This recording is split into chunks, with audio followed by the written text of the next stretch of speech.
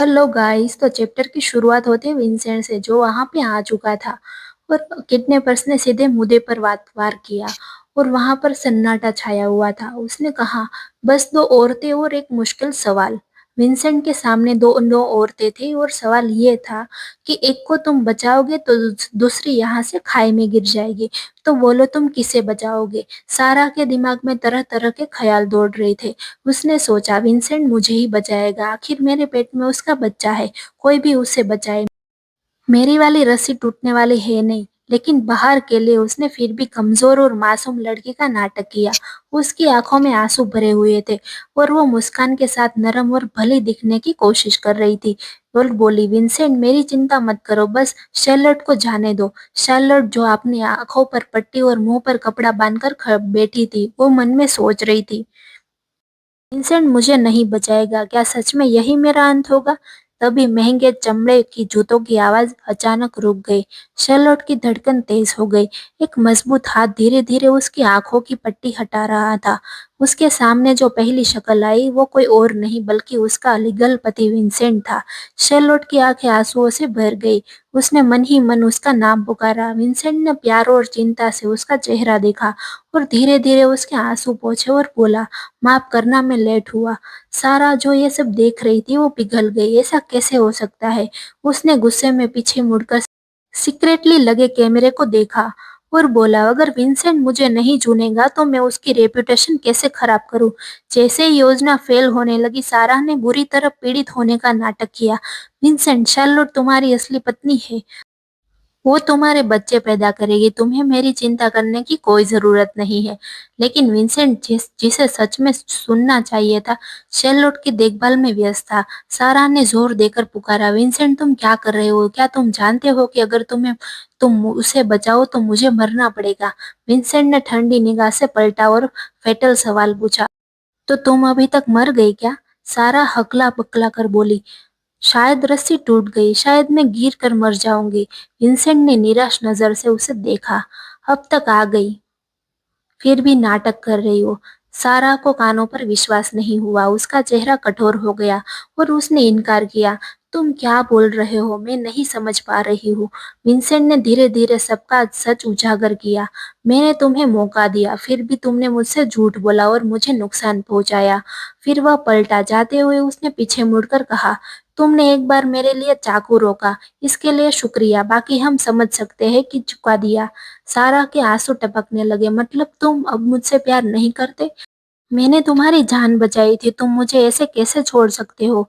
धीमा तरीका काम नहीं आया। सारा ने तुरंत कड़ा तरीका अपनाया। विंसेंट, क्या तुम्हें पता है कि ये लाइव स्ट्रीम हो रही है। वह ठंडी हो गई और झूठ बोली, भले ही तुम अपनी पत्नी को बचाओ, लेकिन मेरा और मेरे पेट में जो बच्चा है, उसे तुम झुठला नहीं सकते। पर अगले ही पल वह जम गई। बटलर जियांग ने जोर से कैमरा लात मारकर गिरा दिया। सारा दांत भींच कर बोली, क्या तुमने विंसेंट का दोष अपने ऊपर लेकर जेल नहीं काटी थी। फिर यहाँ कैसे। दोनों किडनैपर्स पकड़े गए। बटलर जियांग ने आगे बढ़कर सारा के कान में कहा, मिस सारा, आपने हमारे यंग मास्टर को कम आंका है। लू कॉरपोरेशन का हेर, वो एक छोटे यूएसबी से कैसे हार सकता है। सारा का चेहरा सफेद पड़ गया। उसने डिसबिलीफ से पूछा, वो यूएसबी फेक था। बटलर जियांग ने पक्का सिर हिलाया और कहा, बिल्कुल सही। सारा ने फिर से दर्द का नाटक किया, मैं उसके बच्चे को पेट में लेकर भी हूँ। भले ही मैंने गलती की, वो मुझे नहीं छोड़ सकता। लेकिन बटलर जिंग को कोई चिंता नहीं थी। वह शांत होकर बोला, जब तुमने हमारे यंग मास्टर को नशा दिया, वो सही सोच में नहीं था। सारा खुश होने ही वाली थी, लेकिन बटलर जियांग ने करीब आकर फुसफुसाया, लेकिन हमारे यंग मास्टर आम आदमी नहीं है। सर्विलेंस छुपा दो, फिर भी वह सच्चाई पकड़ ही लेंगे। सारा को समझ में आ चुका था कि विंसेंट को सब कुछ पता था।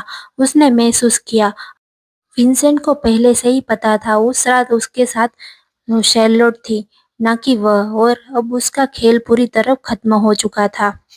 सारा की आंखों में आग थी। उसने गुस्से में अचानक विंसेंट की तरफ झपट कर हमला करने की कोशिश की, लेकिन उससे पहले कि वह उसकी एक बाल भी छू पाती, बटलर जियांग ने उसे पकड़ लिया। उसके अगले ही पल उसने सारा को सीधा लात मारी और सारा दर्द से चिल्लाई। बटलर जियांग ने दांत पीसते हुए उसकी तरफ गुस्से में कहा, मिस सारा, थोड़ा सम्मान करिए।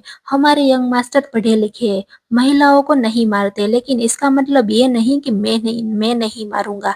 सारा, जो इतनी बुरी हालत में थी, फिर भी घमंड से चिल्लाई, तुम कुत्ते, कैसे हिम्मत कर सकते हो मुझे मारने की? मैं अपने पिता को बता दूंगी, वो तुम्हारे टुकड़े कर देंगे। इसी बीच विंसेंट की कार कुछ दूरी पहले ही चल चुकी थी। उसने ध्यान से शैलट को होठों के कोने से खून पोंछा और धीरे से बोला, थोड़ा दर्द होगा, सहन करना होगा तुम्हें। फिर उसने पानी की बोतल खोली और शैरलॉट को दे दी। पहले थोड़ा पानी पी लो। अब शैरलेट के पास अपने विचारों को संभालने का समय था। उसने भीतर ही भीतर सोचा, तो विंसेंट को सब कुछ पता था पहले से ही। शैरलॉट की आंखें फिर से आंसुओं से भर गई। विंसेंट ने उसे देखकर अपनी माफी जताई। माफ करना, मैं नहीं चाहता था कि तुम्हें इसमें फंसना पड़े। शैरलॉट अचानक उसके पास घुटनों से लगी और सारी शिकायतें डर और दर्द जैसे फ्लूट की तरह बाहर निकल गए। मुझे लगा मैं मर जाऊंगी। विंसेंट ने उसे गले लगा लिया और धीरे धीरे फुसफुसाया, तुम आराम करो, डरो मत, वो दिन कभी नहीं आएगा। इसी बीच सू परिवार के एक आलीशान विला में लिलियाना टीवी के सामने बैठी थी। चैनल बदलते हुए चिड़चिड़ाकर बड़बड़ा रही थी, शर्लोट की मौत की लाइव स्ट्रीम अब तक क्यों नहीं शुरू हुई? 3 घंटे से ज्यादा हो गए। गुस्से में उसने रिमोट फेंक दिया और चिल्लाई, मत बताओ कि तुम कमबख्त सारा मुझे धोखा दे रही हो। लेकिन वहां पर उसकी मॉम आई। अपनी बेटी को इस आग में देखकर रिमोट उठाकर समझाया, कितनी बार कहा है, जल्दी जल्दबाजी मत करो, वो सब बर्बाद कर देती है। लेकिन लिलियाना घबराई हुई थी, जैसे अपने बाल फाड़ लेने वाली हो। उसकी आवाज में नाराजगी भरी थी।